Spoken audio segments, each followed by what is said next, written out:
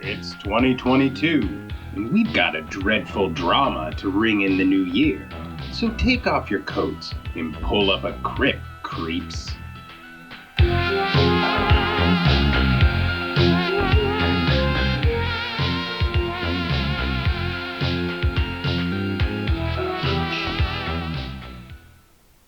Hey there, groovy ghoulies. It's your diabolical DJ, the Kool Ghoul. Tonight's caller brings us a charming tale of a kid and his critter. Alright, lucky number 13, you're on the air. The old Maynard house sat atop the hill at the end of our cul-de-sac like a swollen pimple. An off-white terracotta roof capped the dirty red brick of the old house. A chain fence circled the base of the infection and hung loosely from bent metal poles, entwined in thick patches of dead weeds which covered the property. The adults in the cul-de-sac hated the place. The house was about as old as the street, built years before I was born, and had remained empty. According to them, the lot was worth more than the house itself. The kids did everything they could to avoid the Maynard house. Pets in our neighborhood would go missing. Rumors of hobos sneaking into the house only to disappear, leaving nothing but their tattered clothes behind. Kids said the place was evil, that it ate people. They said it had a curse on it, that the original owner still haunts the home, and anyone who goes in is doomed to join him in the afterlife. Which sounds like late-night horror movie mumbo-jumbo to me. Ghost stories don't scare me, and the Maynard house didn't bother me much either. I didn't have time for imaginary fears, on account of one real fear, and that was Jeremy Dietz. Jeremy was the resident bully, my bully in particular. A 7th grader so big you'd easily mistake for a sophomore in high school. Jeremy had it all, a bad attitude and worse hygiene. Everything about him looked oily. His skin, hair, and clothes all had a dirty sheen to them, like he'd grown up sleeping in the back of a Piggly Wiggly's. Jeremy had one friend, his loyal yes man and personal goon, Andy Teagan, a gangly, awkward kid with a bad case of acne above his lip, which he attempted to hide with a wispy mustache that reminded me of catfish whiskers. The two bonded over their mutual hatred of me, and that morning I figured they were feeling pretty close with each other. After gym, Jeremy and Andy cornered me by the wooden soccer goal. "Hey, doughboy, how about an interview?" Jeremy held his hand up to my face like a reporter with a microphone.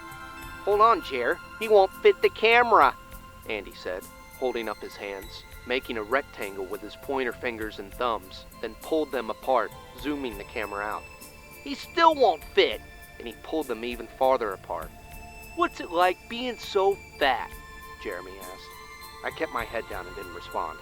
I learned early on if I stared at my feet and didn't look them in the eyes, they'd get bored and leave, but usually not before a punch to the kidney or slapped on my belly. My dad hated this. He'd seen me do it a couple of times outside our house before he'd half-heartedly run the two off. "You gotta learn to stand up for yourself," he'd say. "Guys like that'll push you around all your life if you let them. You gotta push back." "Oh, come on, fat," Jeremy said, and slapped my stomach for emphasis. It stung. "You know Andy and me are only kidding. We figured we've been too mean to you, so we thought we'd give you a chance to hang out with us. Be one of the cool kids." "Really?" "Sure. You just have to do one little thing to prove you'll be a good friend. I threw my favorite baseball through the window of the old Maynard house last night. I need you to go get it." After school, shepherded by my bullies, I climbed the Maynard house's chain-link fence. I reached the top and attempted to vault over, but my stomach caught the sharp edge of the chain link, scratching me through my shirt, and I rolled over instead, falling onto the other side. My pants caught on a piece of loose chain, ripping the back. Behind me, Jeremy and Andy laughed from the sidewalk. I stood at the base of the walkway with my seat blown out and my whitey-tighty showing. The house looked much more menacing without a chain-link fence between me and Ed. All those stories of missing pets and dead hobos suddenly seemed all too real. Nothing like facing potential death with a hole in your pants.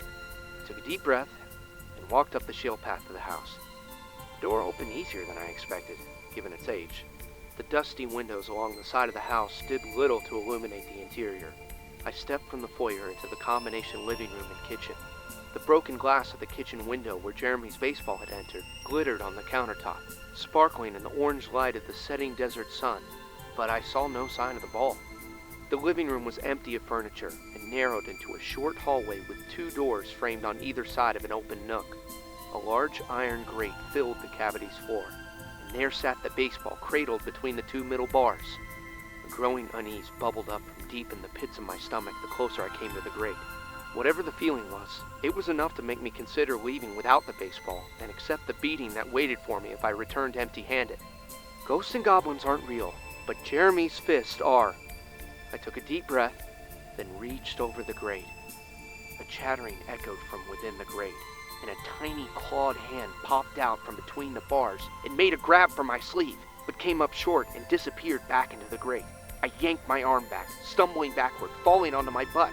Claws scrambling across metal echoed from within the vent, and the tiny hand popped out again, swinging blindly in the air before it disappeared.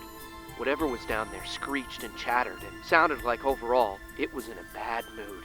From what I could tell, whatever it was couldn't climb out of the vent, and as long as I stayed clear of the grate, it couldn't reach me. I looked inside. Towards the bottom, peeking out from a bend in the pipe, were two golden eyes, like giant orbs centered in a furry body, which reminded me of a blot of ink. It chittered at me and clicked its teeth together.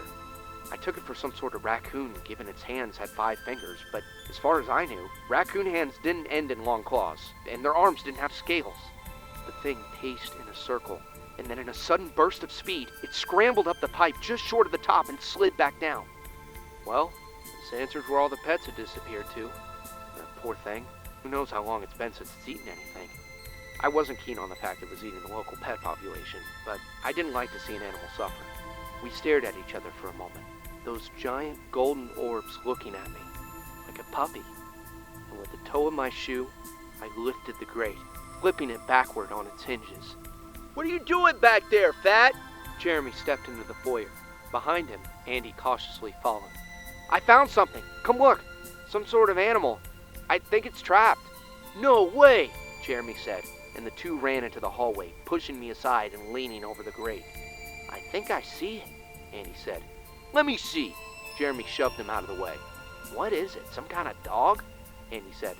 "Doesn't look nothing like a dog." Jeremy thought for a moment. "Let's get our BB guns." My dad's words came to me. You gotta push back. And before Jeremy could turn around, I shoved him. He toppled in the vent with a scream, stopping partway, his legs sticking out of the hole, kicking wildly in the air. There came the scrambling of claws on metal and a loud, wet crunch. The screaming stopped, replaced by a gurgle.